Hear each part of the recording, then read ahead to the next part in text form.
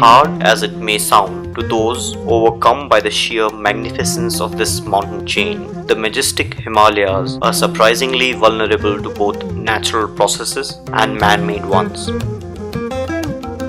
The mountain chain is young, and as has been proved in the recent years, it is still geologically active.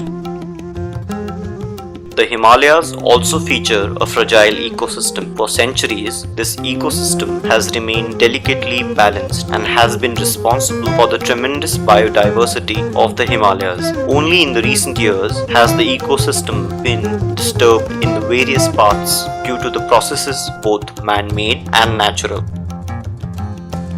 In the last few decades, an intricate network of roads has been built into the mountains, which have made some of the most remote areas more easily accessible. This has translated into a tremendous increase in the number of people who visit the mountains each year.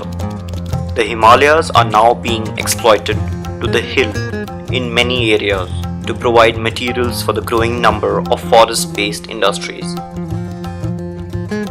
Thus, one of the main problems which have surfaced due to this disbalance is the depletion of water recharge zones of the Himalayas.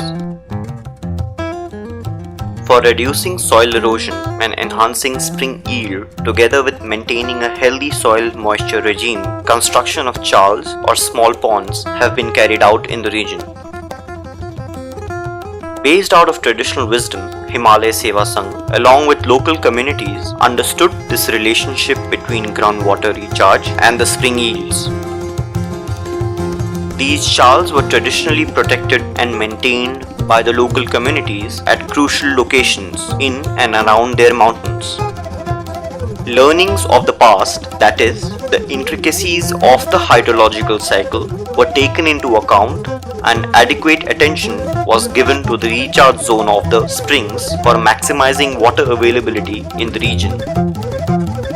As planned, partner organizations along with local communities have undertaken the task of rejuvenating the existing chals by desilting them and also making new ones at crucial locations. This was done with participation and support of the village communities. Furthermore, in certain areas, these communities have been able to do way more than what they had planned. This is one of the chals built in the Choukotiya district of Uttarakhand under the same effort. इस क्षेत्र में 8 चाल खालों का निर्माण हुआ है। इस चाल खालों का निर्माण करने के पीछे जो उद्देश्य रहा है वो सबसे पहले ये है कि जब यहाँ पे पहाड़ों में काफ़ी बरसात हो जाती है तो ऊपर से जब पानी अपनी स्पीड में बहते हुए आता है तो उसमें भी एक भूस्खलन की प्रक्रिया बन जाती है। तो उस भूस्खलन की प्रक्रिया को, उस पानी के मौसम को रोकने के लिए सबसे पहले चालों में जब वो पानी गिरता है तो उसके वेग में थोड़ी बाधा आती है ताकि वो नीचे के क्षेत्र में भूस्खलन न करने पाए। ये सबसे पहले इसका उद्देश्य है। सेकंड जो इसका उद्देश्य है वो ये है कि जब इसमें पानी रुकता है तो इससे नीचे की जो खेती है या नीचे जो हमारे स्रोत हैं, जल स्रोत हैं, उन पर अगर आगे को अगर काफ़ी लंबे समय तक अगर ग्रीष्म ऋतु पड़ जाती है, वर्षा नहीं होती है, तो उसमें काफ़ी लंबे समय तक नमी बनी रहती है और उस नमी के बनने से यहाँ पे जो हमारी खेती किसानी है, चाहे यहाँ पे मडुए की खेती हो रही है, मटर की खेती हो रही है या गोभी की खेती हो रही है, वो परिपूर्ण यानी वो अपने अगले महीने यानी सितंबर नवंबर तक अच्छी नमी बनाई रहती है और वो फसल पूर्ण रूप से तैयार हो जाती है। These chals were made by the help of self-help groups made by the women of the community who eventually are the prime beneficiaries of this effort. और जो चालों को दोबारा से बनाने का जो कार्यक्रम है उससे आपको क्या फ़ायदा मिला है? हमने सोचा क्या चालों में पानी एकत्र रहेगा, इसलिए हम सिंचाई बरसात के दिनों में पानी एकत्र रहेगा तो हम सिंचाई कर लेंगे, इसलिए हमने ताल ढाल बना दी। उसका समय पे आप उसका देख रेख भी करते रहते हैं? हाँ, समय पर हम उसकी देख रेख भी करते हैं। Another area where these chals have been made is in the Babri and Sonari villages of Kumaon, Uttarakhand. इस पूरे इलाके में ये सुनाड़ी ग्राम सभा में महिला हाट संस्था ने 200 चालों की सफाई करवाई महिलाओं के माध्यम से, महिला मंगल दल और महिला समूहों के माध्यम से, और 8-10 खालों की सफाई करवाई। अब इससे ज़मीन में नमी बनी रह रही और जंगल में जो जानवर जाते हैं चरने के लिए उनको पानी भी मिल रहा है, क्योंकि बरसात में पानी इकट्ठा हो जाता है। और इससे जो ज़मीन में जो ज़मीन का कटाव होता था, मिट्टी का कटाव होता था, वो भी बहुत कम हो रहा है इधर।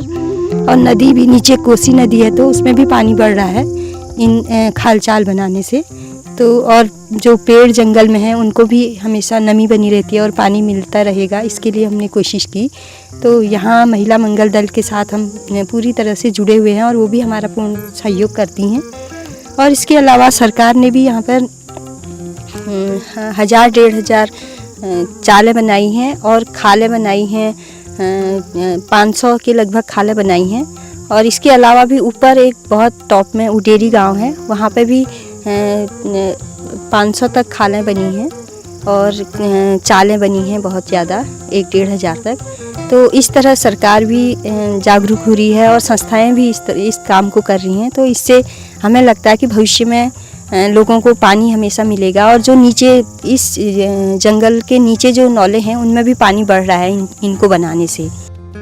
Inwal village in Tehri Garhwal, Uttarakhand also presents an extremely positive picture of this effort. In this place, due to the active participation of the community, an inclusive effort has been carried out where numerous such chals have been made and maintained under the government as well as other organizations involved in this process.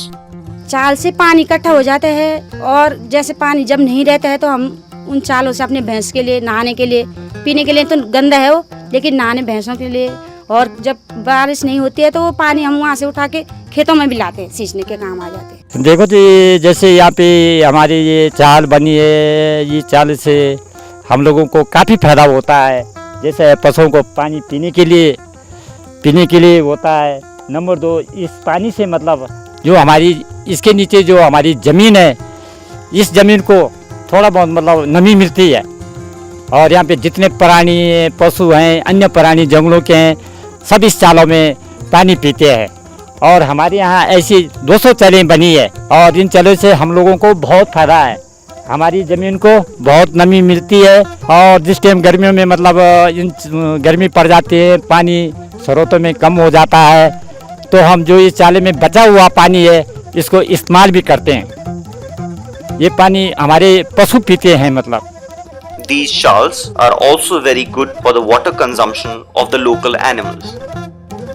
It's an endeavor in future to successfully make and maintain many such chals along with the local communities, keeping this traditional wisdom of recharge zone management alive, as this wisdom is the key to keeping the underground springs and moisture regime at desired levels so that the people of Himalayas have enough water for their needs.